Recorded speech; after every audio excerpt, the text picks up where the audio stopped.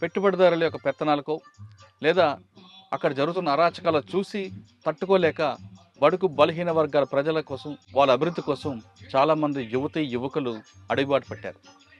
అడవిలోకి వెళ్ళిన తర్వాత వాళ్ళు నిరంతరం తమ ప్రాణాలని పన్నంగా పెట్టి తమ కుటుంబాలని తల్లిదండ్రులని వాళ్ళకి త్యాగం చేస్తూ పేద ప్రజల కోసం చాలా కష్టపడ్డారు. ఆ విధంగా కష్టపడిన తర్వాత కొన్ని సంవత్సరాలకి వివిధ కారణాల చేత, అంటే కొంతమంది వ్యక్తిగత కారణాలు అవ్వచ్చు, మరి కొంతమందికి పార్టీల విభేదాలు అవ్వచ్చు, మరి కొంతమందికి ఇంకొక కారణంతో జనజీవన స్రవంతులు కలిశారు. ఆ విధంగా కలిసిన వారిని పరిచయం చేసే ఈ కార్యక్రమంలో ఈ వారం మన గెస్ట్ రజతక్క. అచ్చంపేటలో ఒకప్పుడు పోలీసులకి ముప్పు తెప్పలు పెట్టిన రజతక్క, వైఫ్ ఆఫ్ రమాకాంత్ అన్న. రజతక్క అంటే అప్పట్లో అచ్చంపేట నల్లమల ఆ ఫారెస్ట్లో ఒక భయం ఉండేది. రమాకాంత్ అన్న రజతక్క పేరు చేత పోలీసులకి చుక్కలు చూపించేవారు. పట్ట పగల చుక్కలు చూపించడం అనేది రజతక్కకు ఒక ఫేమస్ అనేది తెలుసు. రజతక్క అచ్చంపేటలో ఉన్నప్పుడు ఎటువంటి కార్యక్రమం చేశారు, అసలు అడవి బాట ఎందుకు పట్టాల్సి వచ్చింది, పట్టిన తర్వాత వాళ్ళు పార్టీలకు వెళ్ళినప్పుడు పేద ప్రజల కోసం వాళ్ళు ఏ విధంగా కష్టపడ్డారు, అక్కడ ఉన్న చెంచుల కోసం వాళ్ళు నిరంతరం ఏ విధంగా వాళ్ళ పరిజ్ఞానం కానీ రాజకీయ పరిజ్ఞానం తీసుకురావడంలో వాళ్ళు ఏ విధంగా కృషి చేశారు అనే అంశాలతో పాటు ప్రస్తుతం ఆవిడ జీవితం ఎలా కొనసాగుతున్న విషయాన్ని ఆ అక్కగానే తెలుసుకున్నాం. అక్క నమస్తే. రజతక్క అచ్చంపేట, కొల్లాపూర్ ఆ ప్రాంతంలో ఒకప్పుడు మీ హవా. రజతక్క, రమాకాంత్ అన్న వీళ్ళందరూ పేర్లు చెప్తే చాలు భయపడేవారు. అంటే అప్పుడు పరిస్థితి ఆ విధంగా ఉంది కాబట్టి మీరు వెళ్ళారు.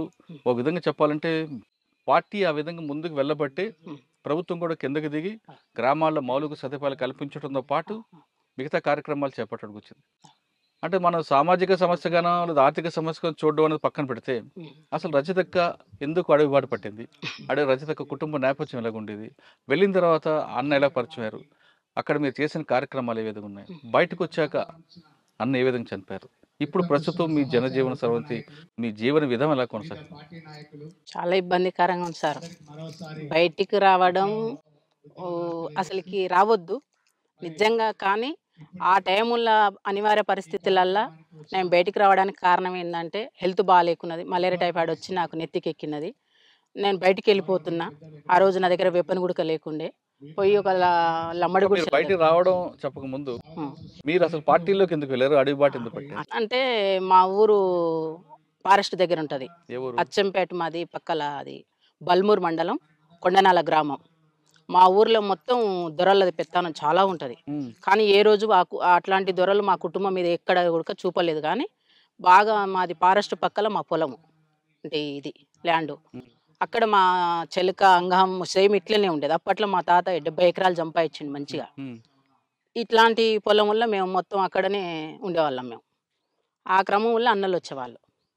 నాకు 90 ఏళ్ళ పరిచయం పార్టీ. నేను 5th క్లాస్ వరకు చదువుకున్నా. ఓకే. ఇంకా 90 ఏళ్ళ పరిచయం. అప్పుడు నేను చిన్నగా ఉన్న ఇట్లా గొర్రెలు బర్రెలు అనుకుంటా అట్లా ఇట్లా ఉంటుండేవాళ్ళం. ఇక తాత అట్లా ఉంటుండే. ఇక వస్తుంటూ పోతుంటూ ఉంటుండ్రి. అప్పుడు మాకేం తెలియదు, అలా ఆట పాట వరకే. ఆ తర్వాత ఇక కొన్ని అనివార్య పరిస్థితులల్లా నాకెందుకు అందులో పోవాలి, ఎందుకు అనేది ఒక ఆలోచన వచ్చింది. వస్తే ఫస్ట్ సాంబశివుడు స్పెషల్ కమాండర్ వచ్చారు అది నల్గొండ నుంచి ఈ జిల్లాకు. అప్పుడు నేను వస్తాను అంటే నీవు చిన్న ఉన్నావు, నీకు ఇంకా టైం ఉంది అని చెప్పేసి వదిలిపెట్టేసి పోయాడు. మళ్ళీ 3 years తర్వాత నేను అనుకోకుండానే ధనంకడికి డైరెక్ట్ వెళ్ళిపోయినా. అంటే ఇంట్లో వాళ్ళే చెప్పలేదా? ఎవరికి చెప్పలేదు సార్. అప్పటికే మా అన్న ఆర్ఎస్సీలో పనిచేస్తుండు. మా పెద్దన్న అప్పటికి కానిస్టేబుల్, కన్వానాలు వ్యవసాయం చేస్తారు. నాన్నకు 12 మంది మేము, అందులో నేనే చిన్నవాని. ఇది పరిస్థితి. అప్పుడు ఇంకా వెళ్ళిపోయారు. మీకు సాంబశివుడు చిలక దగ్గరే, మా చిలక దగ్గరే. అప్పుడు స్పెషల్ కమాండర్కి వచ్చారు ఇక్కడ. అప్పటి నుంచి చనిపోయిన సుదర్శను, ఇక ఇప్పుడు కొంతమంది ఉన్నారు మనోళ్ళు, బయట ఉన్న వాళ్ళు వచ్చిన్నారు. ఇప్పుడు ఈ రాజన్న కూడా అక్కడ ఉన్న వాళ్ళు. అట్లా జరిగింది. పార్టీలకు వెళ్ళారు, వెళ్ళిపోయాను. పార్టీలకు వెళ్ళిన తర్వాత మీకు ఎవరు బాధ్యత తీసుకున్నారు? అప్పుడు జీవన్ అని మెదక్ డిస్ట్రిక్ట్ నుంచి వచ్చిండు, అప్పర్ ప్లాట్ల కమాండరు. కామ్రేడ్ దగ్గరికి వెళ్ళింటివి. కామ్రేడ్ మంచిగా చూసుకున్నాడు మమ్మ. ఒక 6 months తర్వాత క్యాంప్ జరిగింది. క్యాంప్కి వెళ్ళినాం. అప్పుడు నల్లమల్లల రమకాంత్ కమాండర్. అయితే చెంచులకి ఏంది అంటే పొలం ఉంది పెంటలల్లా. దాని తర్వాత ఏమైందంటే ఇది సబ్సిడీలా ట్రాక్టర్లు వచ్చినాయి సార్. వ్యవసాయం మీద కొద్ది అవగాహన ఉంది నాకు. ఇక్కడే ఉంచిపోదాం అని చెప్పేసి మాధవ్ డిసైడ్ అయ్యిండు. రాష్ట్ర కమిటీ సభ్యుడు మాధవ్ ఉండు కదా, అన్న డిసైడ్ అయ్యి ఇక్కడే ఉండని వ్యవసాయం ఎట్లా చేయాలని. అప్పట్లో నాకు గడెం కొట్టడం మొత్తం టోటల్గా పని వస్తుంది సార్. ఆ టైంలో ఇంకా నన్ను అక్కడ పెట్టేసి వ్యవసాయం చెంచోళ్ళకు ప్రత్యేకంగా మక్కలు ఆంద్యాలు వేపించి పండించినాం అక్కడ. చెంచుల్లో వాళ్ళకి పంట నేర్పడం నేర్పియడం. మామూలుగా వాళ్ళకి పండించడం వచ్చు, కానీ కొంచెం ఆధునిక పద్ధతిలో ఇంకా చేయడం అట్లా చేసి ఒక 1 year ఉన్న అక్కడ కూడా.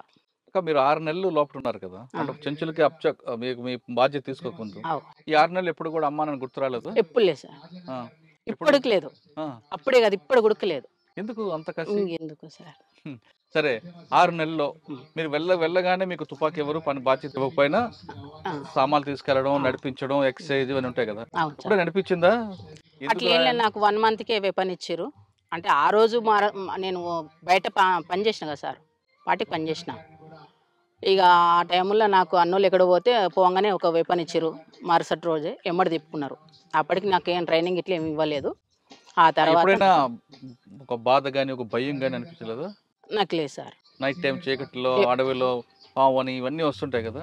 ఎప్పుడు లేదు సార్, ఎప్పుడు లేదు. మీతో పాటు ఎవరు ఉండరు అక్కలు? ఇంకా నాతో పాటు ఇక్కడ ఉన్న వాళ్ళు కవితక్క ఇప్పుడు చేసింది, భాగ్యక్క చాలా సీనియర్ మాకున్న అక్క వస్తుందని చాలా ఆశించిన కానీ రాలే. సీనియర్ భాగ్యక్క ఉన్నది. వీళ్ళందరూ వచ్చారా? వాళ్ళందరూ. ఇంకా అక్కడ మేము ఉన్నాం, అందరు మంచిగా ఉన్నాం, కలిసిన వాళ్ళం, సమిష్టిగా ఉన్న వాళ్ళం. ఆడవాళ్ళకి కొన్ని సమస్యలు ఉంటాయి. ఉన్నాయి సార్. కానీ అక్కడ అడవిలో కూడా ఉండేవా? ఉంటాయి. అక్కడ వ్యక్తిగతంగా శారీరక సమస్యలు వస్తుంటాయి కదా? వస్తాయి, చూసుకుంటారు. అక్కడ పురుషులు మహిళలు అనే తేడా ఎవరు మా వాళ్ళు ఉండరు, వ్యత్యాసాలు ఎక్కడ చూడరు. మొత్తం సమాన హక్కు, మంచిగా చూసుకుంటారు.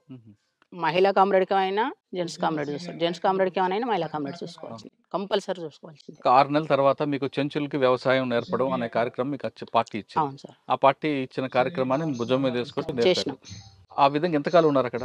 అక్కడ 1 year ఉన్నా సార్. ఇక్కడ అచ్చంపేటలో? అచ్చంపేటలో 6 నెలలు ఉన్నా. సంవత్సరం నల్లమల్ల అడవులు ఉన్నా. ఆ తర్వాత కొల్లాపూర్కు పంపించారు. కొల్లాపూర్కి వచ్చేసిన. అక్కడ ఒక 6 నెలలు 7 నెలలు చేసిన. కొంతకాలం అయిన తర్వాత ఇక మళ్ళీ ఈ ఆర్గనైజేషన్ కొద్దిగా బెటర్ ఉన్నట్టుంది అమ్మాయి, కొద్దిగా తీద్దాం అని చెప్పేసి కొద్దిగా స్పెషల్గా నన్ను తీసి బయట మొత్తం సాంబశివుడు వర్క్ చేసిన నేను. సాంబశివుడు అన్నకి వెళ్ళక ముందు కొల్లాపూర్ ఇవన్నీ ప్రాంతం పనిచేస్తారు కదా, ఈ ప్రాంతంలో పీపుల్స్ కోసం మీరు చేసిన మంచి కార్యక్రమం చెప్పండి. అప్పట్లో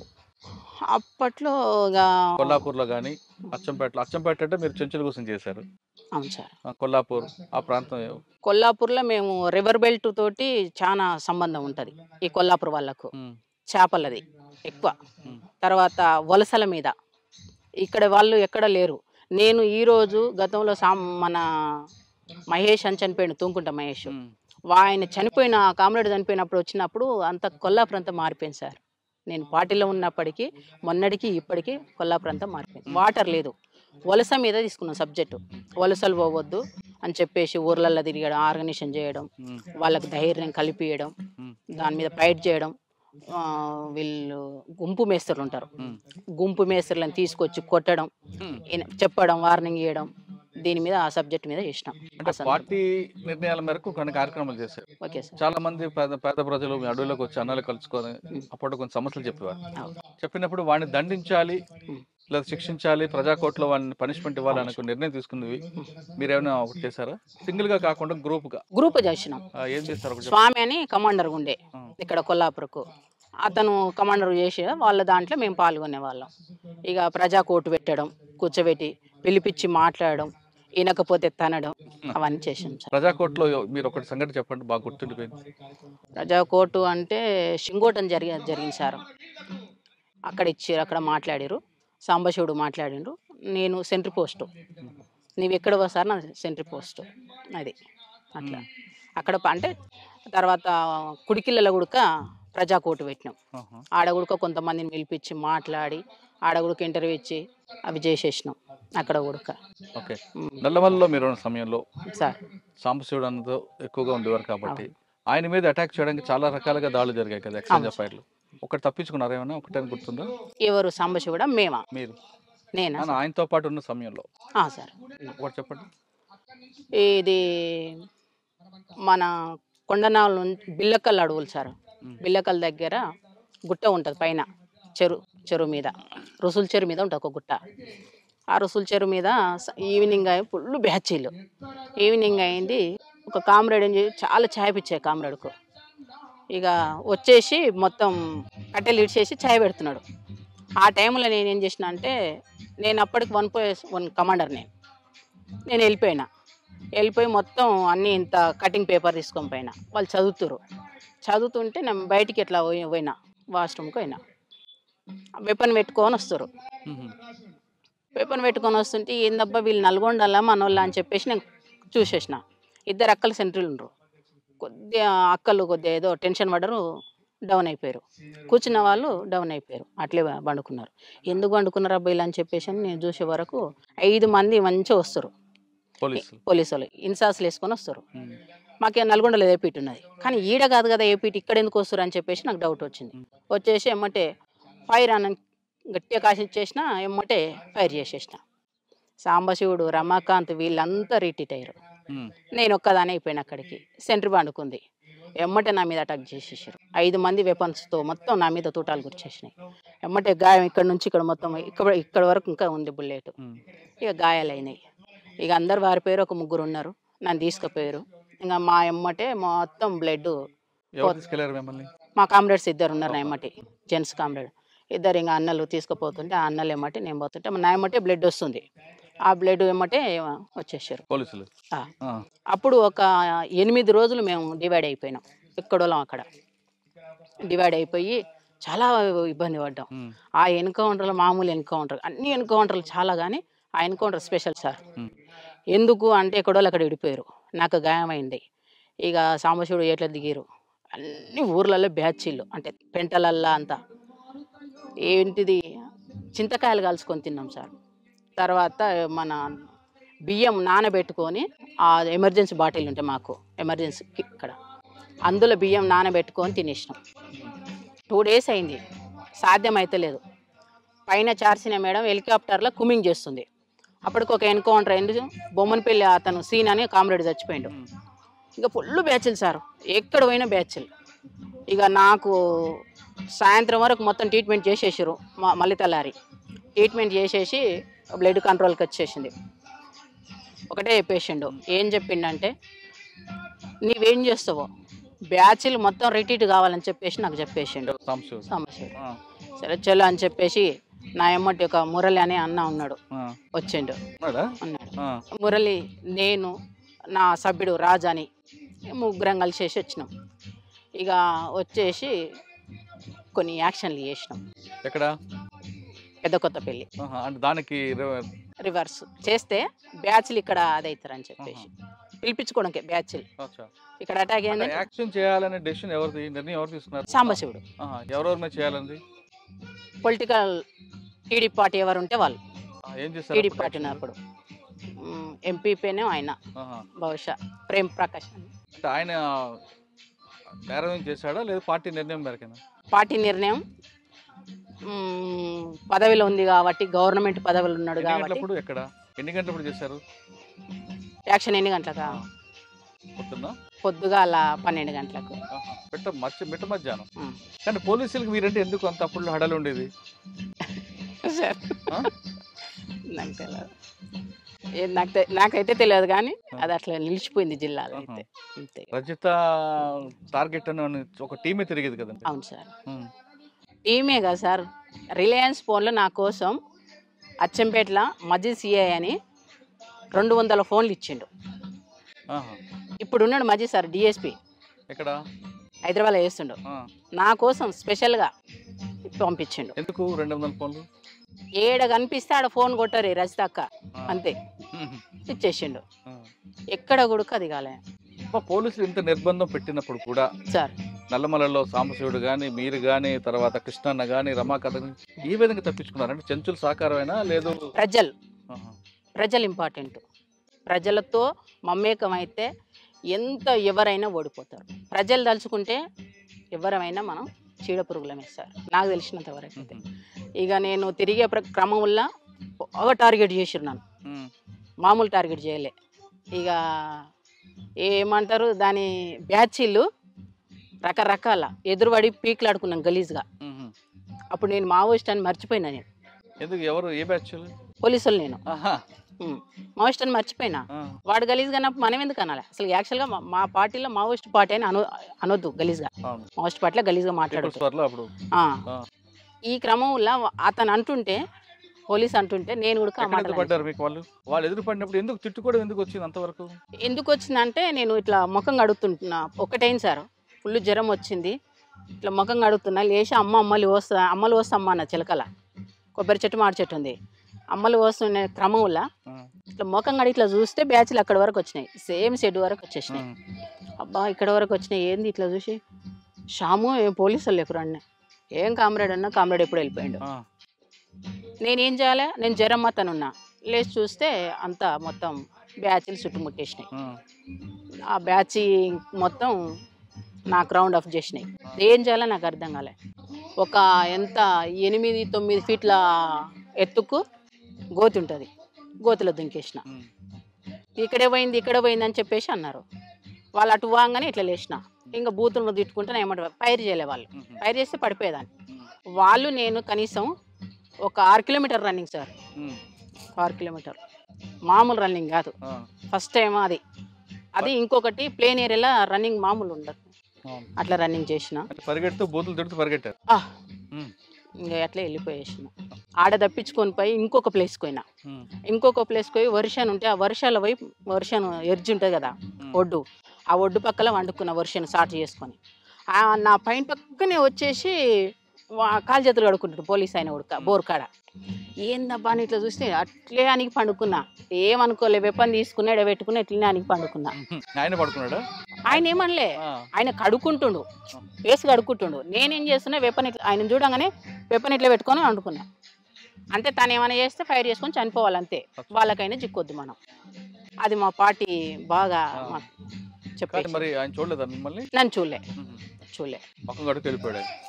ఈయనొక్కడు ఇతను వచ్చి అక్కడ కనుమ బ్యాచ్ ఉంది, వెళ్ళిపోయారు. వాళ్ళు వెళ్ళిపోగానే కొద్దిగా అసలు ముందుకు జరిగేసి ఆ వెపన్ ఆనే పెట్టేసి మళ్ళీ ఎప్పట్లేక మామూలుగా ఊర్లోకి వచ్చేసి ఒకంత అప్పటికే 4-5 డేస్ అయింది.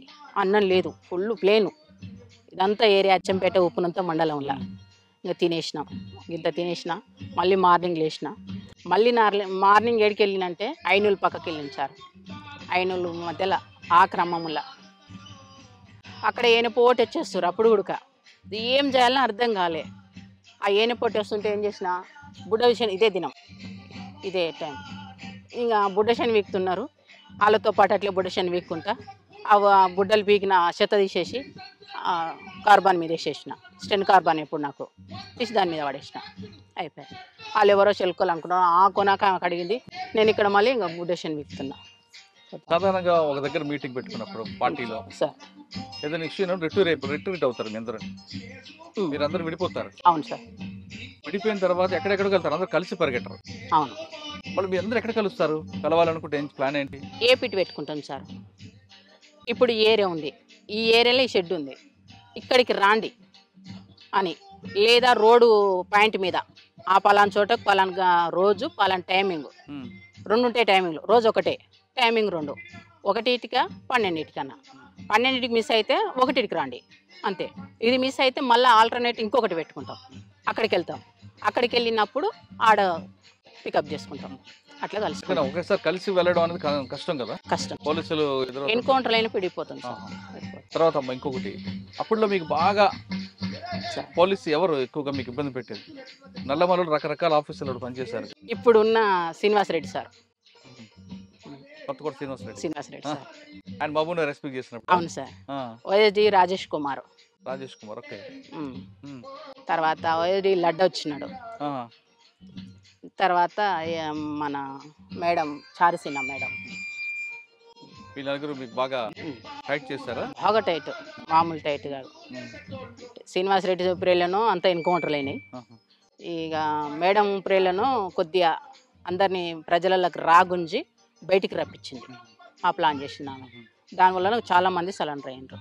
ఇంకొక నిర్బంధం కూడా ఎక్కువైంది సార్. వాస్తవంగా నిర్బంధం ఎక్కువైంది, కమ్యూనికేషన్ తెగిపోయింది, నాయకత్వం అంతా ఏఓబి వెళ్ళిపోయారు, మాకు ఎవరు లేని పరిస్థితి ఏర్పడ్డది. ఇంకంతా చిల్లంబల్లమైంది. కోనాపూరి సాంబశివరితో పాటు వాళ్ళ తమ్ముడు రాములు ఎప్పుడైనా మీకు ఎదురుపడ్డాడా?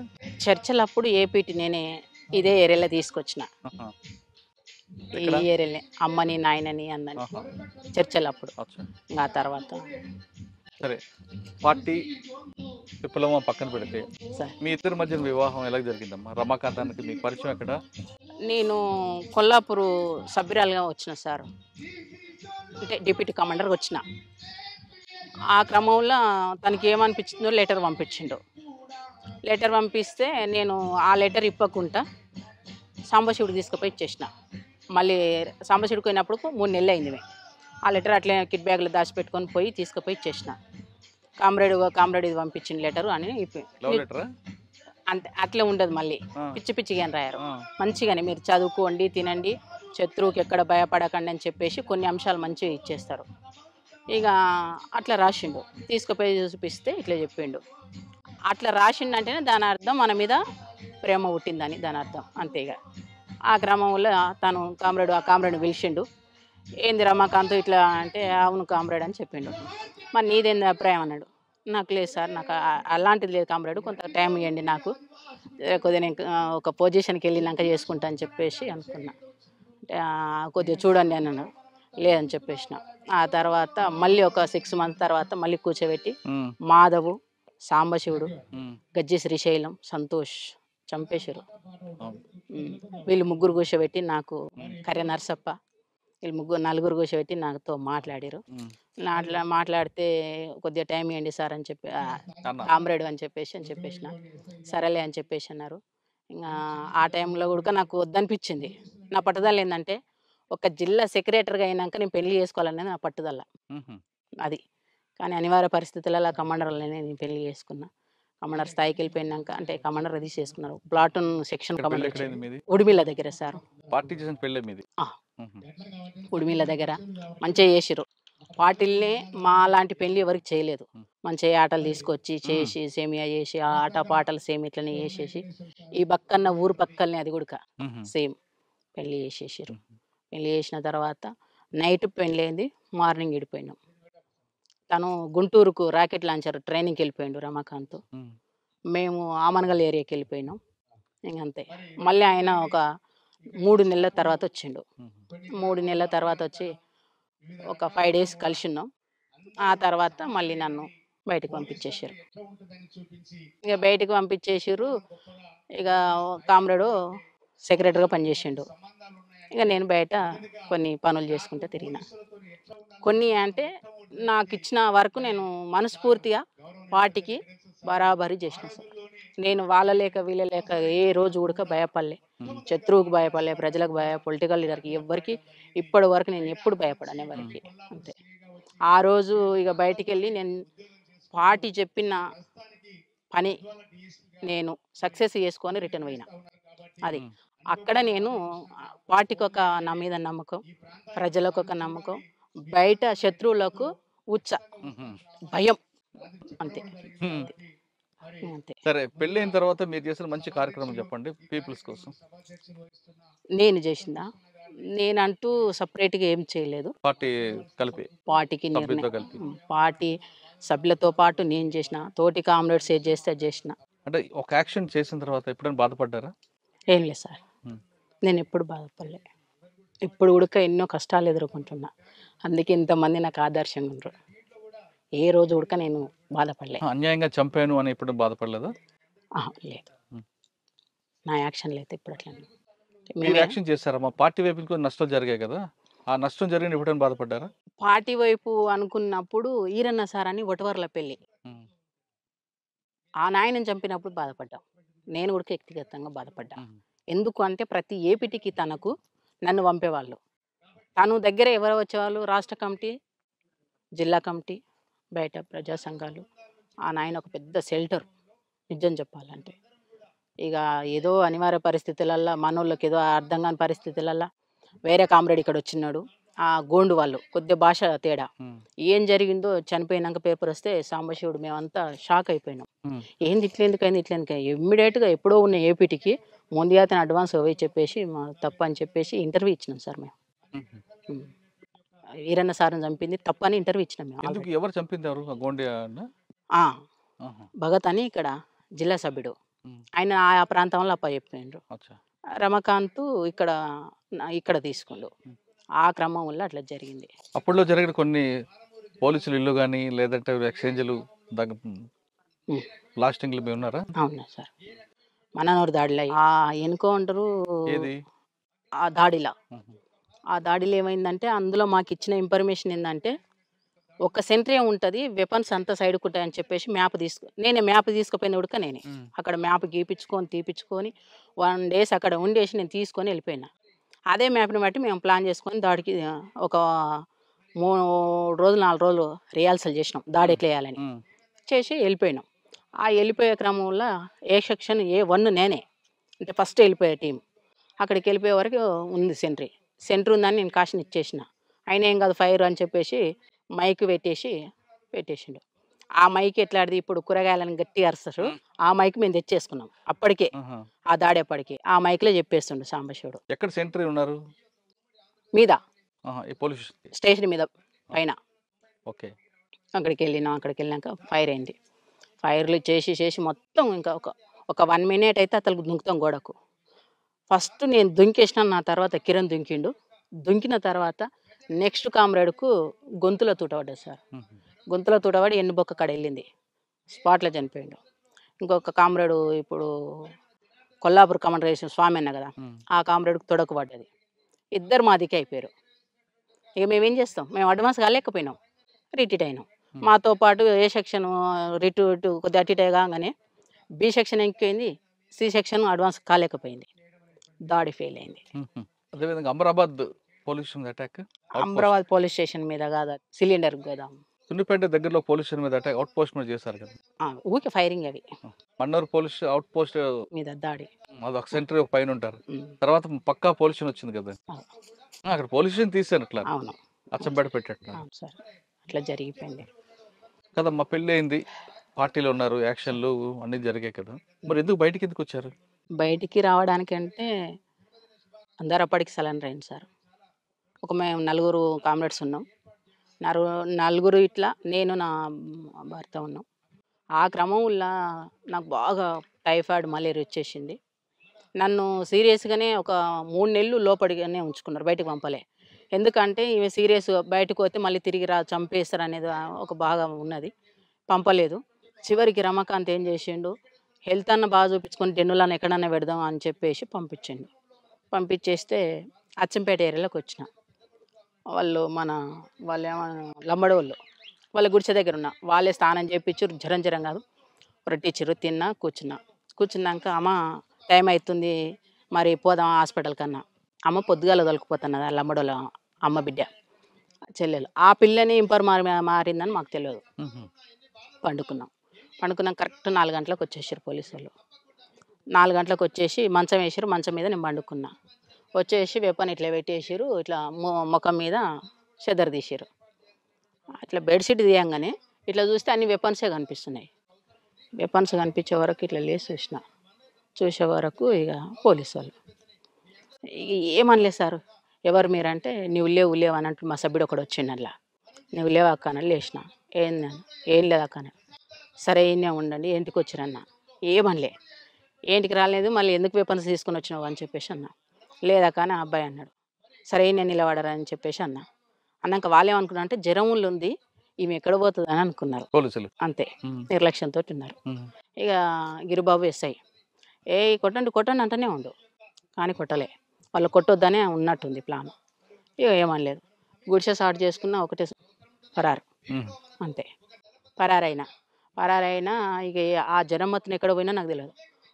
4 days అసలుకి నేను ఎక్కడో ఏం చేసినా నాకే తెలియదు సార్. అప్పటికి మేము బాగా ఇబ్బందులు ఉన్నాం. మళ్ళీ పొయ్యి వచ్చేసి బిల్లకంట్ల ఆ పోలీసులు దారిలో వండుకుంటే అక్కడ మొత్తం మా రిలేషనే మొత్తం వచ్చేసి ఎవరు ఈడ వండురు, ఎవరు చంపేసిపోయారు అని. చివరికి వస్తే నేను అక్కడ మా అన్న ఉన్నాడు, మా మేనబావ ఉంటాడు. వాళ్ళిద్దరు పోటు వచ్చేసారు. చూసినాక ఎవరు మీరంటే ఏమంటలేను. ఇంకా చివరికి తీసుకెళ్ళారు ఇంటికి. ఇంటికి తీసుకెళ్ళి ఏమైందమ్మా ఏమైందని, ఏం లేదు. ఇంటి గుడక తీసుకపోలేదు వాస్తవంగా. అక్కడది వాళ్ళ గుడిసె ఉంటుంది, గుడిసె దగ్గర కూర్చోబెట్టారు. వీళ్ళు తీసుకొని పోతుంటే అక్కడి నుంచి పోలీసులు వచ్చేసారు, గుడిసెని రౌండ్ అప్ చేశారు. అంతే ఇక ఏం మాట్లాడలే వాళ్ళు, రౌండ్ అప్ చేశారు. ఇక మా అన్న అంటుండు, మా చెల్లెని చంపకండి, మా చెల్లెని చంపకండి, వచ్చింది మేము చెప్తాం సార్, మేము చెప్తాం సార్ అని మొత్తుకుంటాడు. ఏం చంపముకో లక్ష్మి, ఎందుకు బాధపడతావు ఆగు అని చెప్పేసి అన్నారు. అంతే ఇక తీసుకొని పైనకి తీసుకొని కొద్దిగా దూరం నడిపించారు. 4 కిలోమీటర్లు నడవాలి, వెహికల్ ఉండదు అక్కడ. 4 కిలోమీటర్లు నడిచినాక ఇంకా వెహికల్ వాళ్ళ వెహికల్ అని ఎక్కించుకొని వచ్చారు. అప్పటికే మా అన్న మా ఊరు చేశారా? అవును సార్. సరెండర్ కాదు లేదు సార్. మరి రమాకాంత్ ఎప్పుడు దొరికారు? రమకాంత్ దొరకకుండా తను అంతలకు తను నా తర్వాత 3 నెలల తర్వాత తను ఎవరి వాళ్ళకు ఫోన్ చేసి వాళ్ళ ద్వారా సరెండర్ అయ్యాడు. అంటే పార్టీకి చెప్పే సరెండర్? ఇంకా పార్టీ ఎక్కడ సార్ ఈ జిల్లాలో లేదు, మా ఇద్దరు వరకే క్లోజ్ లేదు, సభ్యులంతా వెళ్ళిపోయారు. ఆయనతో పాటు ఇద్దరు సభ్యులు. తర్వాత పార్టీ నల్లమల్ల పూర్తిగా కంప్లీట్ అయినప్పటి వరకు ఉన్నా నేను 2007 లాస్ట్లో 8 ఆ టైంలో వచ్చేసాను. అది మాతోటే క్లోజ్ అయిపోయింది. ఈ జిల్లాలో అయితే మాతో క్లోజ్ అయిపోయింది. మీరు సరెండర్ అయిన తర్వాత మీకు ఇవ్వాల్సిన ఇచ్చారా రమాకాంత్ గారికి ప్రభుత్వం? కామ్రేడ్కు 5 లక్షల రివార్డు ఉందన్నారు, ఇచ్చిర్రు.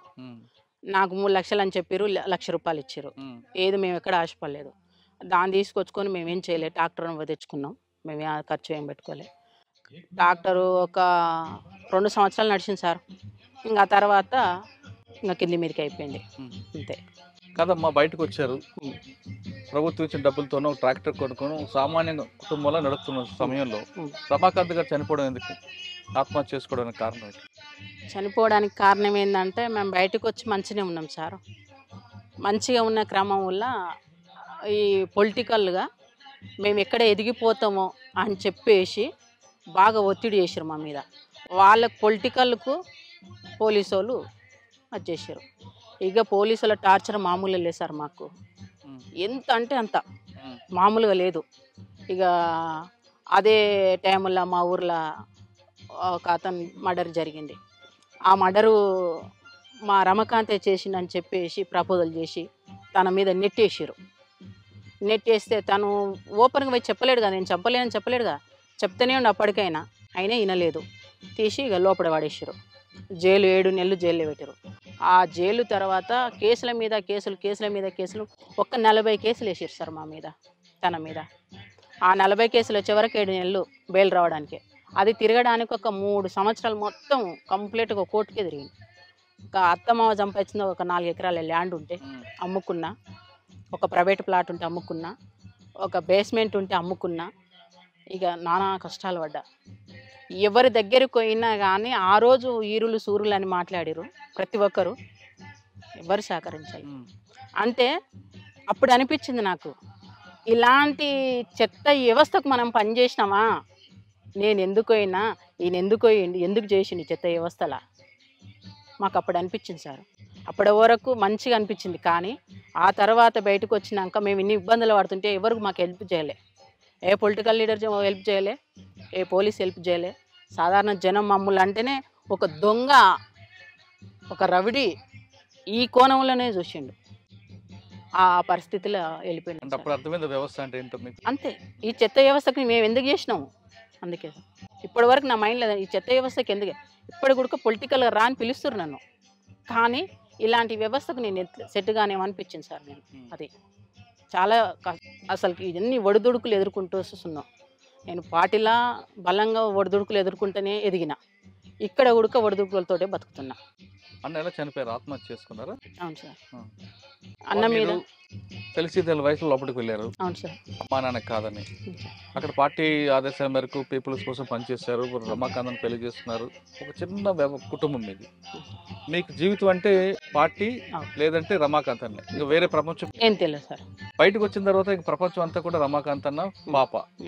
అటువంటిది ఒకేసారి రమాకాంత్ గారు సూసైడ్ చేసుకుంటే, ఆత్మహత్య చేసుకుంటే మీకు ఏమనిపించింది? ఇక కుటుంబం జీవితం అంత ఇంతే అనుకున్నారా? అంటే అంతకన్నా ముందు తను జైల్లో ఉన్నప్పుడు ఫీల్ అయినా సార్. నేను జైలు కాడికి ఒకరోజు తప్పించి ఒకరోజు, పాప చిన్నది, ఒక 2 సంవత్సరాల పాప. ఆ పాపను ఎత్తుకోవాలి, పోవడానికి ఛార్జీకి పైసలకు కూలి పోవాలి. నేను కూలి పోతే 2 రోజులు కూలి పోతే ఆ కూలి పైసలు తీసుకొచ్చుకొని ఈ జైలు కాడికి పోవాలి. ఈ స్టేజ్కి వచ్చేసింది నా పరిస్థితి. ఇక అప్పుడు అనుకున్నా వద్దు ఇట్లాంటి పరిస్థితులు వద్దని చెప్పేసి చాలా కష్టపడి చాలా ఇబ్బందులు పడి తనని బయటికి తీసుకొచ్చుకున్నా. తనని బయటికి తీసుకొచ్చుకున్నాక ఇంకా అప్పులు చాలా అయినాయి. ఏం చేయాలో మాకు అర్థం కాని పరిస్థితి. ఒక్కొక్క కేసుకు ఒక్కొక్క లాయర్ ఒక 50,000 తీసుకున్నారు సార్. అట్లా 40 కేసులు ఉన్నాయి నాకు మా సార్ మీద. ఆ 40 కేసులు నేను ఎక్కడి నుంచి ఎట్లా కట్టాలి? అన్నీ తీసుకొచ్చిన తర్వాత అమ్మేసిన తర్వాత చాలా ఆర్థికంగా ఇబ్బందులు ఎదుర్కొన్నాం. ఎదుర్కొన్నాక కొద్దిగా అటో ఇటో కొద్దిగా మంచినే తను ఎక్కడ పోకపోయేవాళ్ళు. తన పాపను పెట్టుకొని ఉండేది, చిన్న షాప్ పెట్టుకొని ఉండేది. నేను వెళ్ళేదాన్ని కూలికి, డైలీ కూలికి పోయి నేను భోజనం కోసానికి సంపాదించుకుని నేను ఏమి సంపాదించాలి ఇప్పటి వరకు కూడా ఏం సంపాదించుకోవాలి. ఆ క్రమంలో ఈ ప్రజలకు మనం ఎందుకు చేసినాము చివరికి ఇదేనా అనిపించింది నా మనసుకు. ఆ రోజు బాధ అనిపించింది. తను చనిపోయిన నాడికన్నా ఆ రోజే ముందే ఫస్టే బాధ అనిపించింది. అట్లా అనిపించింది. ఆ క్రమంలో అత్త మామ కష్టపడి సంపాదించిండు. ఈ క్రమంలో మీకు నయ్యం ఎప్పుడైనా ఎదురుపడలేదా? నాకు ఏ రోజు నయ్యంతో పాటు ఇదే నల్లమలలో మీకు ఇంకొక వ్యక్తి ఉన్నారు, బాలన్న అని. ఆయన ఎప్పుడు ఎదురుపడ్డాడు? నాకు ఏ రోజు టచ్లో లేరు. తర్వాత అన్న చనిపోయిన తర్వాత మీ జీవన విధానం కొనసాగుతుంది. పాప ఇప్పుడు కూడా కూలి బంద్ చేసుకున్నా. కూలి బంద్ చేసుకొని కొద్దిగా గొప్ప ఆ పని ఈ పని చేసుకోవడం. ఇంకా అయింది ఇప్పుడు ఆన్లైన్ బిజినెస్ చేయడం, కొన్ని బట్టలు అమ్ముకోవడం అట్లా గడిపిన. అందులో కూడా నాకు బెనిఫిట్ కాలేదు. ఇదంతా కాదని చెప్పేసి ఇప్పుడు చిన్న ఎక్కడన్నా ఏనన్నా ఇక జీవన ఉపాధి కోసం కష్టపడుతున్నా. కానీ సంపాదించేది ఏం లేదు. అన్నం కాడికి అంతే. కడుపు ఉంటే చాలు, కడుపు నిండి ఉంటే అవే మాకు కోట్లు, అవే లక్షలు అంతే. ఇప్పుడు అసలుకి సొసైటీలో నేను బతకొద్దు. నిజం చెప్పాలంటే ఈ స్థాయిలో నేను కమాండర్ స్థాయిలో పనిచేసి వచ్చి ఉడుక్క ఇంత చీప్గా బతుకుతున్నా అంటే ఎవరు లేరు. మా కామ్రేడ్స్ అందరికి అదే బాధ. వాళ్ళు బయట ఎవరు చెప్పుకోలేరు. ఒకప్పుడు మేము హీరోలం, సొసైటీకి వచ్చేవరకు జీరోలు అయినాం కదా. ఇప్పుడు ఈ జీరోలో పోయి వేరే వాళ్ళ దగ్గర మేము చేతి జాపుకొని అడుక్కోలేము. మేము సమాన హక్కు కోసం కొట్లాడిన వాళ్ళము, వాళ్ళ మీద ఫైట్ చేసిన వాళ్ళము. చివరికి వస్తే వాళ్ళని అడుక్కో అంటే మాకెంత చీప్ అనిపిస్తుంది. మైండ్ ఒప్పుకుంటా సార్? ఒప్పుకోదు. కాబట్టి అదా ప్రాంతాల పెళ్ళాలు మగండ్లు బాగా ఇబ్బంది పడి తర్జనగా బతుకుతుండ్రు. ఇక నా కొడుక అదే పరిస్థితి. ఎవ్వరికి ఇంట్లో ఆస్తులు లేవు, పాస్తులు లేవు. ఆ పూటకు బతికితే చాలనే ఫీలింగ్ అందరికి ఉంది. అంతే సార్ మా పరిస్థితి. చెప్పొద్దు, ఇప్పటి వరకు ఏ గవర్నమెంట్ సహకరించలే. ఏ రాజకీయ నాయకుడు వచ్చి మీకు మేము అండదండాలు ఉంటామని మాట్లాడలేము. మాకు నీకెందుకమ్మా మేము ఉన్నా అని ఏ పోలీసు వాళ్ళు అనలే. ఇంకా ఒక రాయి వేసిరు గోతిలో పడితే, కానీ ఒక చెయ్యితో ఇచ్చి మమ్మల్ని బయటికి తీయలేదు ఇప్పుడు కొడుక. ఇప్పుడు నేను నోరిప్పితే నా మీద ఇట్లా వేయడానికి ఉన్నారు అని ఉంటున్నా. ఎట్లున్నా నన్ను ఎవ్వరు ఏం చేయలేరు, అది గ్యారంటీ. ఎందుకంటే నా దగ్గర ఆస్తులు లేవు, పాస్తులు లేవు. బతుకుతున్నా అంటే కేవలం నా బిడ్డ కోసం బతుకుతున్నా, అది వాస్తవం. చివరిగా చెప్పమ్మా, ఇప్పుడున్న సమాజంలో మీరు అన్నట్లుగా వీళ్ళ కోసం మనం పని చేస్తావా అని ఒక మాట అన్నారు. ఇప్పుడున్న యువత కూడా అదే రకంగా వెళ్తున్నారు. ఇప్పుడు చూస్తున్న యువతకు చూస్తున్న మీకు ఏమనిపిస్తుంటుంది? ఇప్పుడున్న వాళ్ళు వీళ్ళంటి వాళ్ళు ఒక లక్ష్యం కోసం వెళ్ళారు. ఇప్పుడు వాళ్ళంతా కూడా వేరే వేరే మార్గాల్లో వెళ్తున్నారు. ఏ మార్గాల్లో వెళ్ళినా ఏమి చేసినా కానీ కమ్యూనిస్ట్ పార్టీ అంతా బలంగా ఎవరు చేయరు కదా. అప్పుడు మా టైముల్లో సెల్ ఫోన్లు లేకుండా ల్యాండ్ ఫోన్లు ఉన్నాయి. ప్రతి వానికి మెసేజ్ ఉంది. నువ్వేం చేసినా కానీ ఆటోమేటిక్గా ఎమ్మటే అయిపోతుంది. ఏముంది ఆడ? ఎమ్మటే తీసుకొస్తారు, అరెస్ట్ చేయడం, కొట్టడం. ఎక్కడ బలపడుతుంది? అంటే నేను వాళ్ళ ఉద్యమం వైపు వెళ్ళమని చెప్పడం లేదు. ఇప్పుడు కొంతమంది యువత ఒక పద్ధతి పాడు లేకుండా, ఒక బాధ్యత లేకుండా పెరుగుతున్న యువతకి మీరు ఇచ్చే మెసేజ్ ఏంటి? మెసేజ్ ఏంటంటే నిజంగా అమ్మా నాన్నకు మంచి పేరు తెచ్చుకోవాలి అనుకుంటే సరైన రూట్లో నడవడం కరెక్ట్. సరైన రూట్లో ఉండాలి. మనం ఒకరికి ఆదర్శంగా నిలబడాలి. తప్పు చేయొద్దు, తల వంచొద్దు. నా లక్ష్యం. నేను ఎక్కడ ఉన్నా నా సర్కిల్ అదే చెప్తా. గౌరవంగా ఉండాలి. సంపాదనలు, ఆస్తులు, పాస్తులు మన ఎమ్మటి రావు, ఏమీ రావు. వచ్చినప్పుడు చనిపోయినప్పుడు వచ్చేది ఏంటంటే ఒక పేరు, బస్ అంతే. మనకు కావాల్సింది ఒక పేరు తెచ్చుకొని చనిపోవాలనేది నా ఉద్దేశం సార్. యువతకు ఏంటంటే గౌరవించాలి. ఎదుటి వ్యక్తిని ఎప్పుడైతే గౌరవిస్తామో ఇట్లాంటి హత్యలు, ఇట్లాంటి రేపులు, ఇట్లాంటి సమస్యలు ఎక్కడ కూడా రావు. ఎదుటి వ్యక్తిని మనం గౌరవిస్తలేము అంటేనే అన్నీ జరిగిపోతుంది. అది సార్. ఒకప్పుడు పేద ప్రజల కోసం అడుగుబాటు పెట్టిన రచదక్క, రమాకాంత్ గారు కొన్ని సంవత్సరాల పాటు అడవిలో ఉన్నారు. వాళ్ళు ఎండనక, వాననక కుటుంబాలు త్యాగం చేసుకుంటూ ప్రజల కోసం పనిచేసిన వాళ్ళు ఇప్పుడు అదే ప్రజల దగ్గరికెళ్ళి చేతులు చాచాలంటే వాళ్ళ ఆత్మాభిమానం చంపుకున్నట్టు అవుతుంది. కొంతమంది నక్సలైట్‌లాగా మాజీలుగా మారి తర్వాత సెటిల్మెంట్ చేయడం చేతకాక, అటువంటి బాట పట్టక ఈమె ఇంకా సాధారణ కుటుంబంలో జీవిస్తున్నారు. ఆవిడ చెప్పే మెసేజ్ ఒకటే. ఇప్పుడు రాబోయే యువత కూడా చూస్తున్న యువత గాని, ఎవరికైనా గాని ఒక బాధ్యతగా పెరగండి. సమాజానికి మంచి పేరు తీసుకొచ్చేలా చేయండి. దానివల్ల మీ కుటుంబానికి కూడా మంచి పేరొస్తదంటూ రచయితకు చెప్తూ. ఇది ఈ వారం రచయితతో ఎక్స్‌క్లూజివ్ ఇంటర్వ్యూ. వచ్చే వారం మరో గెస్ట్‌తో మళ్ళీ కలుద్దాం. అంతవరకు నమస్తే. Thank you. Thank you.